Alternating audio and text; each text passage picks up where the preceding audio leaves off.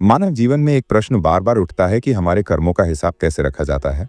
जब किसी को उसके पापों या पुण्यों के लिए दंड या फल मिलता है तो ये कैसे तय होता है कि उसने अपने जीवन में क्या क्या किया। इस प्रश्न का उत्तर पूज्य गुरुजी ने शास्त्रों के आधार पर अपने सत्संग में बताया।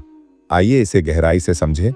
जब कोई प्राणी अपने कर्मों के अनुसार दंड पाता है तो ये कैसे पता चलता है कि उसने अपने जन्म से मृत्यु तक कौन कौन से पाप किए, इसका प्रमाण क्या है और यमराज उस आधार पर दंड कैसे देते हैं। ये प्रश्न सुमत जी ने यमराज से किया था। यमदेव ने उत्तर दिया, हमारे पास एक दैवीय व्यवस्था है जिसके केंद्र में चित्रगुप्त जी हैं। वे प्रत्येक प्राणी के कर्मों का सूक्ष्म और अचूक लेखा जोखा रखते हैं। ये कोई साधारण लेखन नहीं है, बल्कि हर कर्म, हर विचार और हर भावना को चित्र सहित यानी दृश्य के साथ दर्ज करने की एक अद्भुत शक्ति है।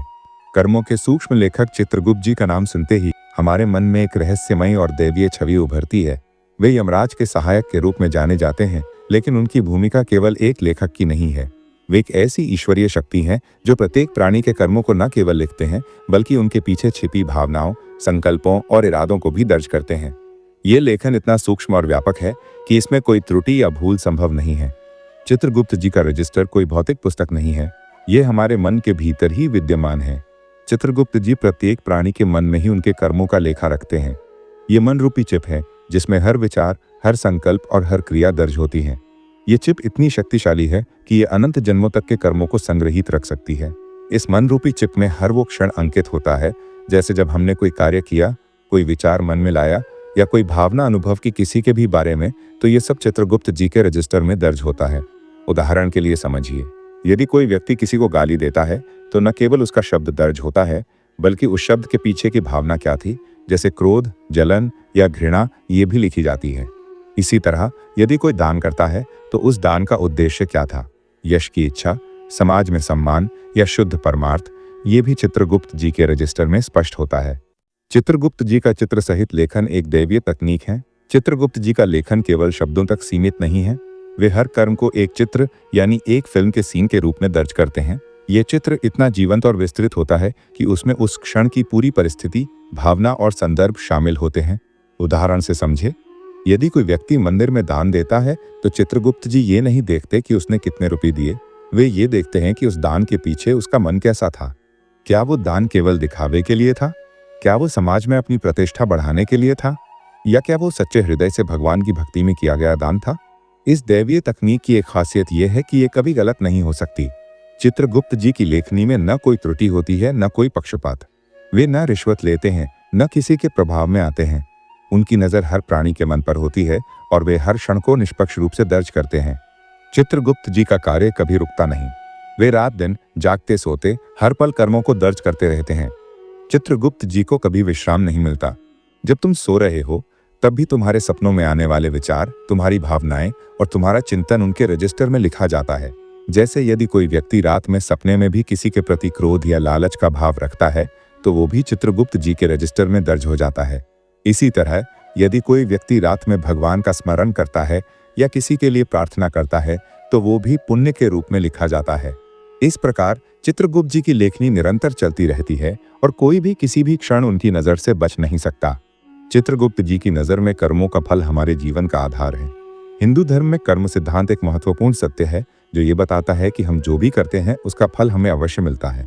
लेकिन ये फल केवल बाहरी क्रिया पर निर्भर नहीं करता, बल्कि उस क्रिया के पीछे की भावना और इरादे पर आधारित होता है। चित्रगुप्त जी इसी भावना को देखते हैं और उसके अनुसार फल का लेखा जोखा तैयार करते हैं। चित्रगुप्त जी के लेखन में गुप्त दान का विशेष महत्व है। यदि कोई व्यक्ति गुप्त रूप से बिना किसी प्रदर्शन के साधु सेवा, गौ सेवा या भगवत सेवा करता है तो वो कर्म चित्रगुप्त के रजिस्टर में सार्थक रूप में दर्ज होता है। लेकिन यदि कोई दान केवल यश, कीर्ति या समाज में प्रशंसा पाने के लिए करता है तो वो व्यर्थ माना जाता है। जैसे एक व्यक्ति ने मंदिर में 1 लाख रुपए का दान दिया और माइक पर उसका नाम घोषित करवाया। उसने अखबार में भी अपने दान का प्रचार करवाया। तो चित्रगुप्त जी इस दान को देखकर लिखते हैं, ये दान व्यर्थ है क्योंकि इसका उद्देश्य केवल यश और प्रशंसा था। इसका कोई पुण्य फल नहीं मिलता क्योंकि उस व्यक्ति ने अपनी तालियां और वाहवाही यहीं ले ली। वहीं यदि कोई व्यक्ति चुपके से बिना किसी को बताए एक साधु को भोजन देता है या किसी गरीब की मदद करता है तो चित्रगुप्त इसे सार्थक कर्म मानकर दर्ज करते हैं। ऐसा दान पुण्य के रूप में अंकित होता है और उसका फल व्यक्ति को अवश्य मिलता है। चित्रगुप्त जी बाहरी क्रिया से अधिक मन की भावना को महत्व देते हैं। एक गरीब व्यक्ति जिसके पास बहुत कम धन है, यदि वो दयनीय भाव से 1 रुपया दान करता है तो उसका वो 1 रुपया एक धनी व्यक्ति के करोड़ों रुपए के दान से भी अधिक मूल्यवान हो सकता है, क्योंकि उस गरीब के दान में शुद्धता, त्याग और भक्ति का भाव था। चित्रगुप्त जी का रजिस्टर हमारे मन में ही है। यदि हमारा मन पापों, नकारात्मक विचारों और बुरे संकल्पों से भरा है तो वो रजिस्टर भी उसी के अनुसार भरा जाता है। लेकिन क्या इस रजिस्टर को शुद्ध किया जा सकता है? क्या हम अपने पापों को मिटा सकते हैं? तो हाँ, सत्संग और भजन के माध्यम से मन को निर्मल किया जा सकता है। जब हम भजन करते हैं या भगवान के नाम का जप करते हैं तो हमारे मन में उठने वाली नकारात्मक भावनाएं जैसे जलन, क्रोध, लालच या गंदी कल्पनाएं धीरे धीरे मिटने लगती हैं और वो विचार चित्रगुप्त के रजिस्टर से डिलीट हो जाते हैं। जितना अधिक तुम भजन करोगे उतना ही तुम्हारा मन शुद्ध होगा और पापों का लेखा कम होता जाएगा। यदि कोई व्यक्ति कई महीनों से भगवान का नाम जप कर रहा है तो उसके मन में जो भी नकारात्मक विचार या पापमय संकल्प थे वे धीरे धीरे मिटते चले जाते हैं। ये एक प्रकार की आध्यात्मिक सफाई है जो मन को निर्मल बनाती है। भजन करते रहने से एक दिन ऐसा आएगा जब आपका मन पूरी तरह शुद्ध हो जाएगा और आप भगवत प्राप्ति के योग्य बन जाओगे। सत्संग वो स्थान है जहाँ मन की शुद्धि सबसे तेजी से होती है। सत्संग में भगवान के गुणों का गान, संतों के उपदेश और भक्ति का वातावरण मन को पवित्र करता है। सत्संग में जब आप भगवान का स्मरण करते हो तो तुम्हारे मन के पाप धुलते चले जाते हैं और चित्रगुप्त जी रजिस्टर में पुण्य अंकित कर देते हैं। हमें जीवन में हर कर्म को शुद्ध भाव से करना चाहिए। बाहरी दिखावा, यश की इच्छा या समाज में प्रशंसा की चाहत हमारे कर्मों को व्यर्थ कर देती है। तुम्हारी बाहरी क्रिया का मूल्यांकन संसार करता है, लेकिन चित्रगुप्त तुम्हारी भावना को देखते हैं। यदि कोई व्यक्ति धर्म प्रचार करता है लेकिन उसका उद्देश्य केवल अपनी प्रसिद्धि बढ़ाना है तो चित्रगुप्त उसका फल 0 लिख देते हैं। लेकिन यदि कोई व्यक्ति परमार्थ भाव से बिना किसी स्वार्थ के धर्म का प्रचार करता है तो वो पुण्य के रूप में दर्ज होता है। मनुष्य जन्म एक अनमोल अवसर है। इस जन्म में बाहरी बनावट, दिखावा और स्वार्थ से बचकर सच्चे मार्ग पर चलो।